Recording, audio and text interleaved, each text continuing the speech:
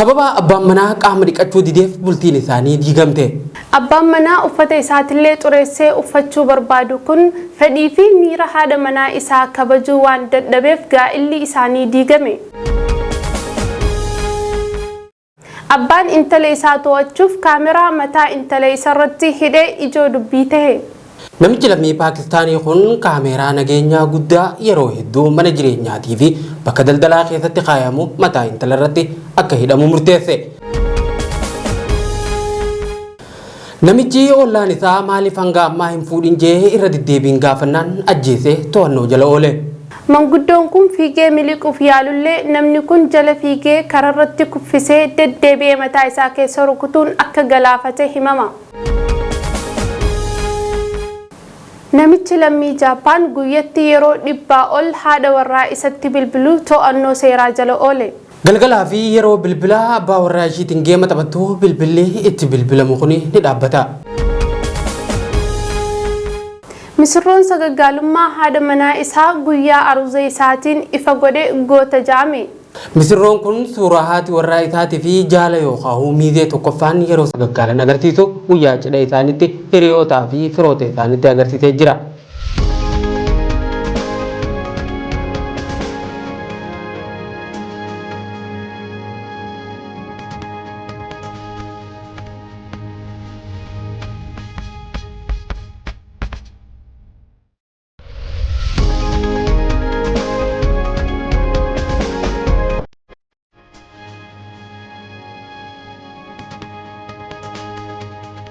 Akkam jirtan kabajamtoota hordoftoota Forex Entertainment kun torbaanitti yeroo takka Forex Entertainment irraa kan isiniif dhiyaatu qophii keenya taateewwan tibbanaati.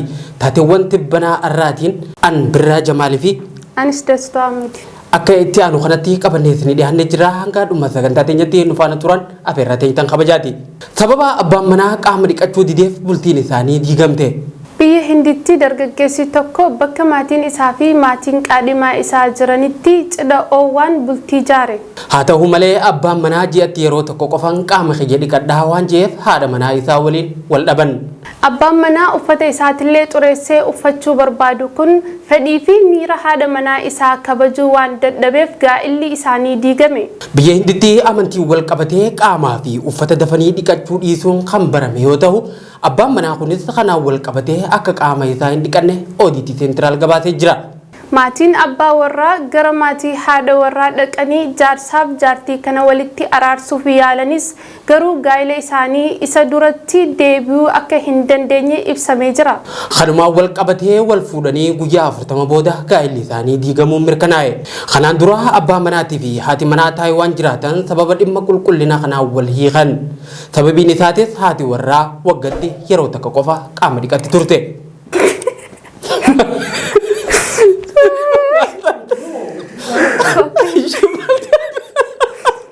Abbaan warraa kun yeroo sanitti mana murtiitti akka himatetti dubartiin tun torbaanitti yeroo takka qofa ilkaanii fi rifeensa ishee akka qulqulleeffattuu fi jijjiiramni amalaa kunis cidha isaanii booda akka ta'e himaa jira. Abbaan intala isaa to'achuuf kaameraa mataa intala isarratti hidhee ijoo dubbii ta'e.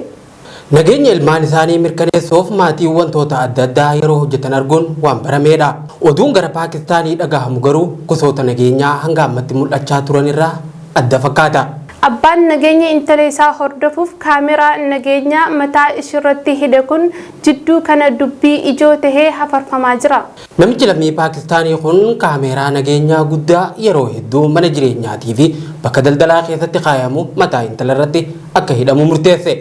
Abbaan kun murtee kanarra kan ga'e erga magaalaa Karaachitti dubartiin takka namoota eenyummaan isaanii hin beekamneen ajjeefamtee argamte booda. Yeroo hundaa sochii intalti isaa manaan alatti taasiftuun akka yaadda'u kan dubbatu abbaan kun oolmaa fi sochii intala isaa karaa kaameraatiin hordofuu danda'uu isaatiin xiqqollee taatu boqonnaan akka itti dhagahame dubbata.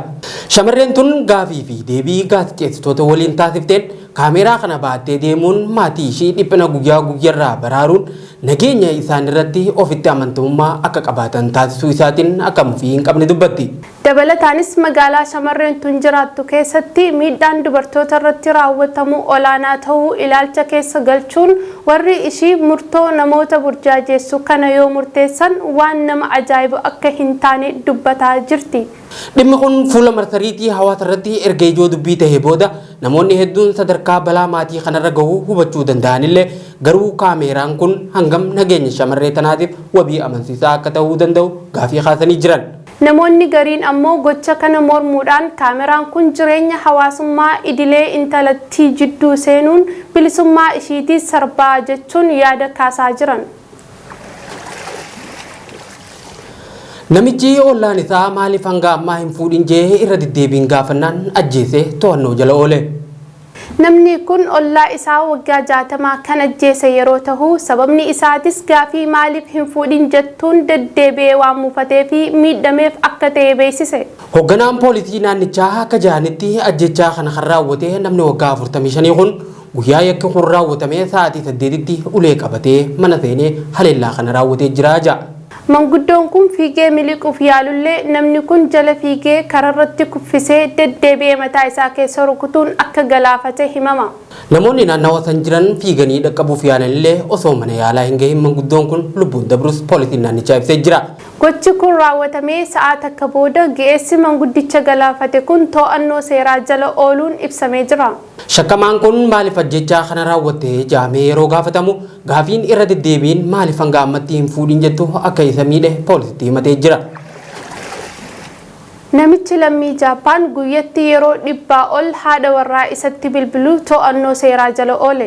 Biyya Jaappaan magaalaa Amagasaki kan jiraatu dargaggeessi ganna 38 bilbila hin beekamneen bilbilee erga haati warra isaa kaafteen booda jecha tokkollee osoo hin dubbatin bilbila cufa. Haati warraa ganna 31 jalqaba baatii Juulaa irraa eegalee lakkoofsa bilbilaa hin beekamne irraa bilbilee akka ishii jeeqaa ture dubbatti.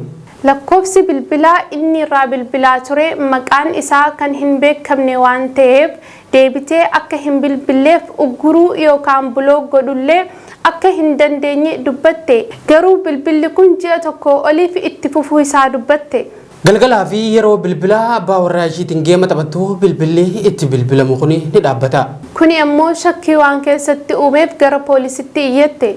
Qorannoon poolisiitis waan ishiin sodaattee dhugoomse namni bilbilee sagalee ishii dhagee cufu kun abbaa warraa ishii ta'uu mirkaneesse. Poolisiin dargaggeessaa haadha warraa isaa lakkoofsa bilbilaa hin beekamne irraa bilbiluu rakkisaa ture seera Jaappaan kan bilbila nama biraa hidhuu dhorku cabsuu isaatiin to'annoo jala oolchee jira. Namichi kun poolisii yeroo gaafatu deebisaa kenneen haadha manaatiyyaa nan jaaladha bilbila bilbilee osoo hin dubbanne sagalee ishii qofa dhagayeetiin cufuu ture jechuudhaan badii isaa amane jechuun ODT Central gabaasee jira. Jaappaan keessatti hiriyoonni gaa'ilaa sababa hojiitiin adda fagaatanii fi walitti hinaafan amala bilbila walii butuu kana akka qabantu himama. Poolisiin Amagasaki akka jeetti namni guyyatti yeroo 100 ol bilbilu kun haadha warraa isaa waliin mana tokko keessa jiraachuu mirkaneessee jira. Misirroon sagaggaalummaa haadha manaa isaa guyyaa aruuza isaatiin ifa godhe goota jaame. Misirroon kun suuraa haati warraa isaatii fi jaala yookaan miizee tokkoffaan yeroo sagaggaalan agarsiisu guyyaa cidha isaaniitti hiriyootaa fi firoota isaaniitti agarsiisee jira. Gocha haadha manaa isaa haarawa tanaatiin onneen isaa kan cabxe misirroon kun tarkaanfii barbaachisaa ta'e fudhachuuf yeroo sirrii ta'e eegaa ture. Cidha isaaniitiif torbaan tokko yeroo hafu qaadhimaan isaa jaala isaa tokko waliin akka sagaggaaltu waan hubateef dhimma kana nama tokkotti illee osoo hin himin guyyaa cidha isaaniitiin eeggate. Cidhaaf qophaa'amee galma keessatti abbaan manaatii fi haati manaa waadaa waliif seenuuf qophaa'aa osoo jiranii waadaa duraa waan hin dubbadhuun qabaa jee maayikiraafoona fudhata. Itti aansee xalayaa poostaa keessa jirtu namoota cidha irratti argaman hundaaf akka raabsamuu fi bananii akka laalan godha. Poostaa cufame san keessaa suuraa dubartii haadha manaa isaa ta'uuf isa cinaa dhaabbattee fi miizee jalqabaa yeroo sagaggaalan agarsiisutu jira.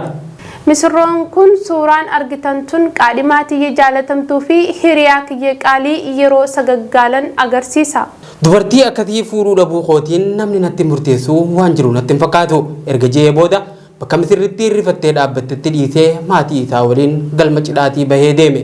Sababa kanaatiin misirrittii fi maatiin ishii baasii sagantaa cidha kanaa hunda kafaluuf dirqaman jechuun Daily Mail gabaasee jira. Taatee kana hordofuun fayyadamtoonni marsariitii hawaasummaa kanaa misirroo kanaa akka gootatti ibsuudhaan namoota badii hojjetan barsiisuuf adabbii sirrii ta'uu yaada isaanii ibsachaa jiran. Egaan kabajamtoota hordoftoota Forex Entertainment qophiin keenya taateewwan tibbanaa har'aaf qabannee dhiyaanne kan hangaammaa daawwachaa turtan kana fakkaata. Qopheessitoonni qophii tanaa Ambirraa Jamaalii fi Anis Dastaa Ahmadi. hanga qophii itti aanu walitti deebinutti nagaan nu tura.